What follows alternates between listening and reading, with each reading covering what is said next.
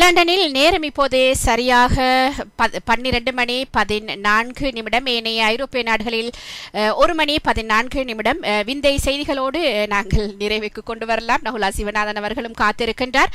எனவே என்ன செய்வது, நான் உடனடியாக விந்தை செய்திகளுக்குள் இணைத்து விடுகின்றேன்.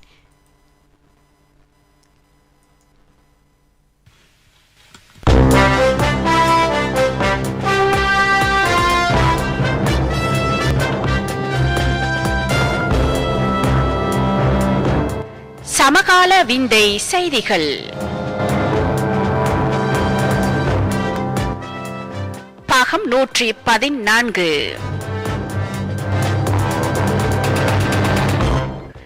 கற்கை நெறிக்கு தெரிவு செய்யப்பட்டுள்ளதாக 800 பேருக்கு தவறுதலாக மின்னஞ்சல் அனுப்பிய அமெரிக்காவின் பிரபல பல்கலைக்கழகம். அமெரிக்காவில் உள்ள பிரபல பல்கலைக்கழகம் ஒன்றில் கற்கை நெறியொன்றில் இணைவதற்கு தகுதி பெற்றுள்ளதாக 800 பேருக்கு தவறுதலாக மின்னஞ்சல் அனுப்பியமைக்காக பல்கலைக்கழக நிர்வாகம் மன்னிப்பு கோரியுள்ளது. பென்சில்வேனியா மாநிலத்தின் பிட்ஸ்பர்க் நகரில் உள்ள கார்டினி மெலோன் பல்கலைக்கழகத்தில் முதுமானி கணினி கற்கை நெறியொன்றுக்கு விண்ணப்பங்கள் கோரப்பட்டிருந்தன. 1000க்கும் அதிகமானோர் இக்கற்கை நெறியில் இணைவதற்கு விண்ணப்பித்திருந்தனர். இக்கற்கை நெறியில் இணைவதற்கு தகுதி பெற்றுள்ளதாக தெரிவித்து சுமார் 800 பேருக்கு கடந்த வாரத்தில் மின்னஞ்சல் அனுப்பப்பட்டிருந்தது. 1200 விண்ணப்பதாரிகளிலிருந்து 9% இக்கற்கை நெறிக்கு தெரிவு செய்யப்பட்டுள்ளனர். அவர்களில் நீங்களும் ஒருவர். உங்களை நாம் வரவேற்கிறோம் என அந்த மின்னஞ்சலில் தெரிவிக்கப்பட்டிருந்தது.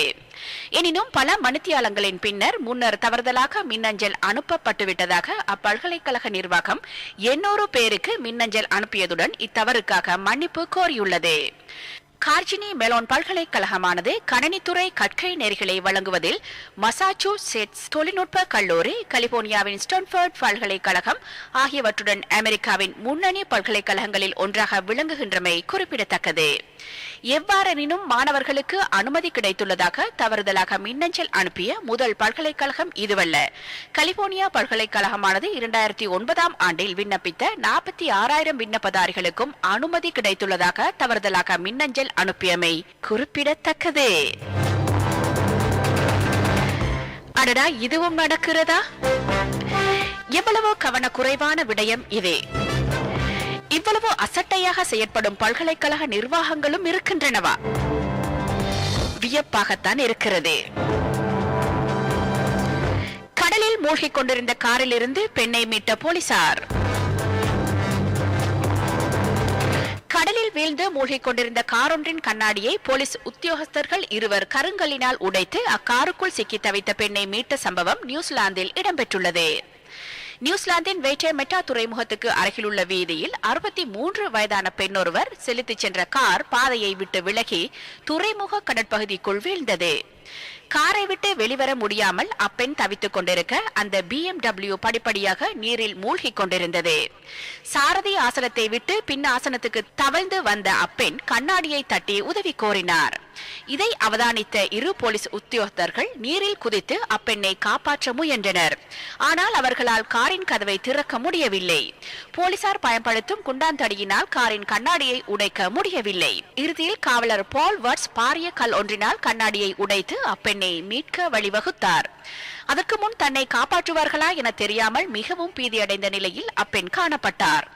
சிறிது நேரம் தாமதித்திருந்தாலும் அப்பெண்ணின் உயிருக்கு ஆபத்து ஏற்பட்டிருக்கலாம் என கருதப்படுகின்றது. ஏனெனில் மேலும் 1 நிமிடத்துக்கு போதுமான வழியே காருக்குள் இருந்தது.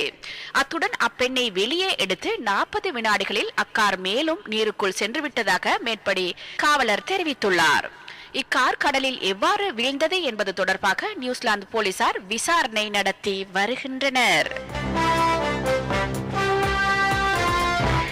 நொடியில் அதிர்ஷ்டவசமாக உயிர் பிழைத்தல் என்பது இதுதானோ? யாரும் பார்த்திராத சூழல் அங்கு நடந்திருந்தால் அந்த பெண்ணுக்கு என்ன ஆனது என்றே கடைசி வரையும் தெரிந்திருக்காது. யாரும் காருடன் கடத்தி விட்டார்கள் என்றுதான் அனுமானம் சொல்வார்கள். அவருக்கு ஆயுள் கெட்டியாக இருக்கிறது. அந்த காவல் அதிகாரிகளின் துணிச்சலான அடுத்த கட்ட நடவடிக்கையால் பிழைத்துக் கொண்டார். நேரம் இருக்கிறது, இன்னும் அவருக்கு நேரம் இருக்கிறது. ஒரே விமானத்தில் விமானிகளாக பணியாற்றிய தந்தையும் மகளும். பிரிட்டனை சேர்ந்த தந்தையொருவரும் மகளும் வர்த்தக விமானம் ஒன்றில் தலைமை விமானியாகவும் துணை விமானியாகவும் பணியாற்றி புதிய வரலாறு படைத்துள்ளனர். கேப்டன் பீட்டர் எலியோட்டும் அவரின் மகளான லோரா எலியோட்டும் அண்மையில் பர்மிங்ஹாம் நகரிலிருந்து டெனரிஃப் நகருக்கு முதல் தடவையாக விமானத்தை செலுத்தி சென்றனர். பிரிட்டனில் வர்த்தக விமானம் ஒன்றில் தந்தையும் மகளும் தலைமை விமானியாகவும் துணை விமானியாகவும் பணியாற்றியமை இதுவே முதல் தடவையாகும். தோமஸ் குக் நிறுவனத்தின் விமானம் ஒன்றை இவ்விருவரும் செலுத்தி சென்றமை குறிப்பிடத்தக்கது. தாம் எதிர்காலத்திலும் அடிக்கடி இவ்வாறு இணைந்து பணியாற்றுவதற்கு வாய்ப்பு கிடைக்கும் என நம்புவதாக அவர்கள் தெரிவித்தனர். தற்போது 30 வயதான லோரா எலியோட் தனது 18வது வயதில் தனது தந்தையை பின்பற்றி விமானம் செலுத்துவதற்கான பயிற்சிகளை பெற ஆரம்பித்தார். 2009ஆம் ஆண்டு அவர் தோமஸ் குக் நிறுவனத்தில் இணைந்தார். தந்தையுடன் ஒரே விமானத்தில் விமானியாக பணியாற்ற வேண்டும் என்பது அவரின் கனவாக இருந்தது. எனினும் ஏர்பஸ் நிறுவனத்தினால் தயாரிக்கப்படும் விமானங்களை செலுத்துவதற்கே லோரா பயிற்றுவிக்கப்பட்டிருந்தார். இதனால் போயிங் விமானங்களை செலுத்தும் தனது தந்தையுடன் இணைந்து ஒரே விமானத்தை செலுத்தி செல்வதற்கான வாய்ப்பு அவருக்கு கடந்த வாரம் வரை கிடைக்கவில்லை. ஆனால் 59 வயதான பீட்டர் எலியோட் ஏர்பஸ் விமானங்களை செலுத்துவதற்காக மீள பயிற்றுவிக்கப்பட்ட பின்னர் கடந்த 6ஆம் திகதி இந்த தந்தை மகளின் கனவு நனவாகியது. அவ்விமானத்தில் பயணித்த பயணிகளுக்கு விடுத்த விசேட அறிவிப்பின் மூலம் தனது மகிழ்ச்சியான செய்தியை பீட்டர் எலியோட் பகிர்ந்து கொண்டார். இது குறித்து லோரா எலியோட் கூறுகையில், நான் பிறப்பதற்கு முன்பிருந்தே எனது தந்தை விமானியாக பணியாற்றுகிறார். ஆனால் விமானியாக வேண்டும் என நான் முன்னர் எண்ணியிருக்கவில்லை. எனது 18வது பிறந்த தினத்தின் பின்னரே எனக்கு இதில் ஆர்வம் ஏற்பட்டது. தந்தையுடன் ஒரே விமானத்தில் விமானியாக பணியாற்றியதன் மூலம் எனது கனவு நனவாகியது என தெரிவித்துள்ளார். ஆஹா, உலகத்தில் இதைவிட ஒரு அழகான விடயம் இருக்குமா? உச்சபட்சமான மகிழ்வுடன் தந்தை மகள் இணைந்த இணைவு எங்களுக்கே பூரிப்பை தருகின்றது என்றால் அவர்களின் மனநிலை எப்படி இருக்கும்? அவர்களின் மகிழ்வை சொல்லில் சொல்லி முடிக்க முடியுமா? தனது கனவு நனவாகியதில் மகள் திளைக்கிறார். பெற்றதன் பயனை நினைத்து தந்தை மகிழ்கிறார். வாழ்த்துவோம் இருவரையும். மரண தண்டனைக்கு முன் மாபெரும் விருந்து வேண்டும். கணவரை கொன்ற பெண் கைதியின் கடைசி ஆசை. மரண தண்டனையை எதிர்நோக்கி இருக்கும் அமெரிக்க பெண் கைதி ஒருவர் மிகப்பெரிய உணவு பட்டியலை சிறை அதிகாரிகளிடம் கொடுத்து சாப்பிட தாருங்கள் என்ற கோரிக்கை விடுத்துள்ளார். அமெரிக்காவின் ஜார்ஜியா மாகாணத்தை சேர்ந்த கெல்லி செனி கிசென்டானர் தற்போது 46 வயதாகும் இந்த பெண்மணி மரண தண்டனை கைதியாவார். 1997ஆம் ஆண்டு கணவர் டக்ளஸ் கிசென்டானரை கள்ளக்காதலன் கிரிகோரி ஓவனின் உதவியுடன் கத்தி முனையில் கடத்தி சென்று கொடூரமான முறையில் கெல்லி செனியை கொண்டார். பின்னர் கணவரின் காரை தீ வைத்து கொளுத்தியதுடன் உடலை எரித்து காட்டு மிருகங்கள் தின்பதற்காக அடர்ந்த காட்டுக்குள்ளும் வீசினார். எனினும் போலீசின் பிடியில் கெல்லி செனி சிக்கினார். கணவரின் பெயரில் உள்ள காப்பீட்டு தொகை மூலம் தனது வீட்டின் கடனை அடைக்க திட்டமிட்ட கெல்லி அவரை கொலை செய்து எரித்துவிட்டால் அந்த பணத்தை வாங்கிவிடலாம் என்று கருதி இருக்கின்றார். ஆனால் செனி நினைத்த மாதிரி கிசென்டானர் காப்பீட்டு பாலிசி எதையும் தன் மீது எடுக்கவில்லை என்பது கொலைக்கு பிறகே தெரிய வந்தது. இந்த கொடூர கொலை குற்றத்துக்காகத்தான் கெல்லி மரண தண்டனை விதிக்கப்பட்டு அதை எதிர்நோக்கி இருக்கின்றார். இவருக்கு விச ஊசி போட்டு மரண தண்டனையை நிறைவேற்றும்படி ஜார்ஜியா மாகாண கோர்ட் தீர்ப்பு கூறியது. பொதுவாக மரண தண்டனை கைதிகளிடம் உங்களுடைய கடைசி ஆசை என்ன என்று கேட்பது எல்லா நாடுகளிலும் சிறைகளிலும் உள்ள வழக்கம். அதே போல உங்கள் ஆசை என்ன என்று கெல்லியிடம் சிறை அதிகாரிகள் கேட்டனர். அப்போது அனைவரையும் ஆச்சரியப்படுத்தும் விதமாக அவர் ஒரு நீண்ட உணவு பட்டியலையே சிறை அதிகாரிகளிடம் கொடுத்தார். முதலில் இந்த உணவு பண்டங்களை எனக்கு சாப்பிட விருந்தாக கொடுங்கள், பிறகு உங்கள் விருப்பப்படி எப்போது வேண்டுமானாலும் தண்டனையை நிறைவேற்றுங்கள் என்றும் அவர் கோரிக்கை வைத்தார். அவருடைய உணவு பட்டியலில் இடம் பிடித்தவை பின்வருமாறு: பாலாடை கட்டி, பர்கர், மிகப்பெரிய வர்வல் மோருடன் கூடிய மக்காச்சோள ரொட்டி, பாப்கார்ன், எலுமிச்சம் பழச்சாறு, வேக வைத்த முட்டைகளுடன் காய்கறி பச்சடி, தக்காளி, குடை மிளகாய், வெங்காயம், கேரட், பாலாடை கட்டி ஆடையுடன் கூடிய மோர், செர்ரி பழத்துடன் பெரிய வெனிலா ஐஸ்கிரீம். இன்று 25ஆம் தேதி கெல்லியின் இறுதி ஆசை நிறைவேற்றப்பட உள்ளது.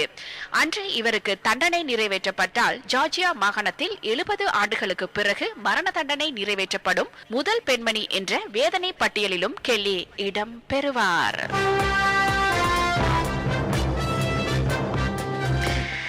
அடடா, என்ன சொல்வது? வேதனைப்படுவதா அல்லது இது சரிதான் என்று சொல்வதா? புரியவில்லை. ஆனால் இன்று அவருக்கு இறுதி நாளாக இருக்கும். நல்லா சாப்பிட்டு விட்டு சாகலாம் என்று நினைத்தாரோ? கூட்டுக்கொலை செய்த அவருக்கு நியாயமான தண்டனை தான் கிடைத்திருக்கிறது என்று ஒரு பக்கம் நினைக்க தோன்றினாலும் இறப்பு என்பதை யார் விரும்புவார்?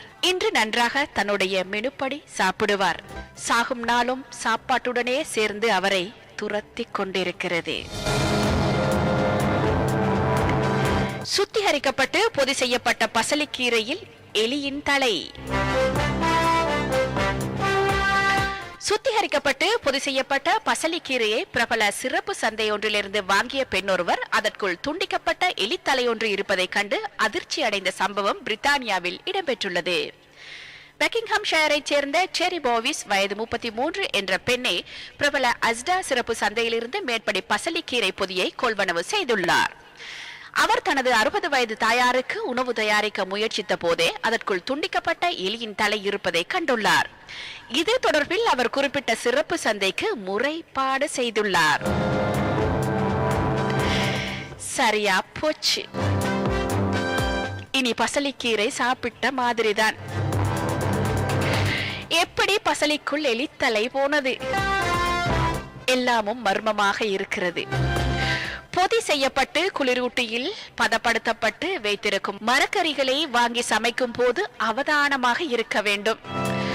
சுத்திகரிக்கப்பட்டதுதானே என்று சட்டியில் கொட்டினோம் என்றால் சில நேரம் பாடுகள் திண்டாட்டமாகலாம். நம்பி எதனையும் செய்ய முடியாது. அவதானம் என்பதும் தேவைப்படுகிறது. எகிப்தில் 52,000 பவுண்ட்களுக்கு விலை போனது பழங்கால பூனை சிலை. எகிப்தை சேர்ந்த பழங்கால பூனை சிலை ஏலத்தில் 52,000 பவுண்ட்களுக்கு விற்கப்பட்டுள்ளது. 2500 வருடங்கள் பழமையானதாக கருதப்படும் இந்த சிலை மேற்கு கார்ன்வால் பகுதியில் ஒரு வீட்டை காலி செய்யும் போது கண்டெடுக்கப்பட்டது. 5000 பவுண்ட்ஸ் முதல் 10,000 பவுண்ட்ஸ் வரை இது விலை போகும் என்று கருதப்பட்ட இந்த பூனை சிலை லண்டனை சேர்ந்த கலை பொருட்கள் வாங்கி விற்கும் வர்த்தகர் ஒருவர் வாங்கியுள்ளார். இந்த பூனை சிலையை வைத்திருப்பவர்களுக்கு இதன் உண்மையான மதிப்பு தெரியவில்லை என்பதால் இதனை தூக்கி எறியவிருந்தார்கள் என இந்த பூனை சிலையை ஏலம் விட்ட டேவிட் லே என்பவர் கூறினார். 2003ஆம் ஆண்டில் இருந்து போன டக்ளஸ் லிட்வெல் என்பவர் இந்த பூனை சிலையை வைத்திருந்ததாக கண்டுபிடிக்கப்பட்டுள்ளது. பிரிட்டிஷ் மியூசியத்தில் உள்ள முன்னணி நிபுணர்கள் இந்த சிலையின் பழமையை உறுதிப்படுத்தியுள்ளனர். பூனை சிலைக்கு இவ்வளவு மவுசா?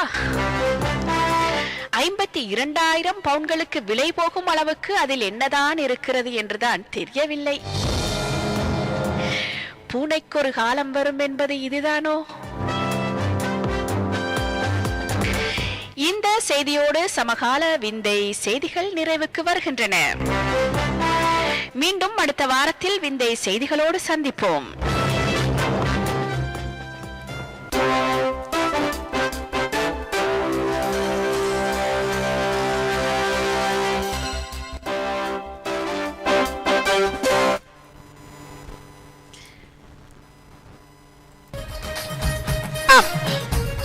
சமகால விந்தை செய்திகள் பாகம் 114 கேட்டீர்கள், பார்த்தீர்கள். கடந்த வாரத்தில் நடந்த விந்தையான செய்திகளின் தொகுப்போடு இணைய தேடல்களுடனான செய்திகள் அவை. எனவே அடுத்த வாரத்திலும் கூட 115வது விந்தை செய்திகளோடு சந்திப்போம் என்று சொல்லிக்கொண்டு, நேரம் இன்று சுருக்கமாக குறுகியதாக இருப்பதால் நான் அடுத்த தொகுப்பாளருக்கு இடம் கொடுக்க வேண்டும் என்பதால் நீங்கள் எல்லாருமே விந்தை செய்திகளின் பக்கமாக மற்றும் ஏனையவைகளின் பக்கமாக எழுதியிருக்கின்ற விடயங்களை நான் பார்த்தேன். எனவே அதை நாளை நான் எடுத்து வருகிறேன் என்று சொல்லிக்கொண்டு, காலையிலிருந்து இணைந்து கொண்ட அத்தனை உறவுகளுக்கும் மிக்க நன்றிகள், வாழ்த்துக்களை இணைத்துக் கொண்டு தொடர்ந்து நகுலா சிவநாதன் அவர்கள் இணைந்து கொள்ள காத்திருக்கின்றார். அவரையும் இணைப்புக்கு எடுத்து அதற்கு பிற்பாடு தெருவோர திண்ணை நிகழ்வு இடம்பெறும். பாவை ஜெயபாலன் மன்னிக்க வேண்டும். ஆம் ஆம் ஆம் ஆம் எங்கோ ஒன்று சறுக்கிவிட்டது, ஏதோ ஒன்று சறுக்கிவிட்டது என்பதால் இன்று புதன்கிழமை என்பதை நான் மறந்துவிட்டேன். பழக்கதோஷம் இன்னும் ஒட்டிக்கொண்டிருக்கின்றபடியால் தொடர்ந்து நகுலா சிவநாதன் அவர்கள் குடும்ப கோலத்தோடு இணைந்து கொள்வார். 8 மணிக்கு சன்ரைஸ் நிகழ்வுகள் ஆரம்பமாகும். உலக வள செய்திகளோடு திரு யோகரட்னம் அவர்கள் இணைந்து கொள்வார் என்றும் சொல்லிக்கொண்டு நான் விடைபெறுகிறேன். நாளை மீண்டும் சந்திப்போம். கவிதைகளை நேர காலத்துடன் அனுப்பி வைத்துக் கொள்ளுங்கள். அதை பதிவதற்கு இலகுவாக இருக்கும் என்பதால் காணொளியில் அமைத்து அனுப்பி வைத்துக் கொள்ளுங்கள் என்றும் கேட்டுக்கொண்டபடி நான் விடைபெறுகிறேன். நன்றி நன்றி நன்றி.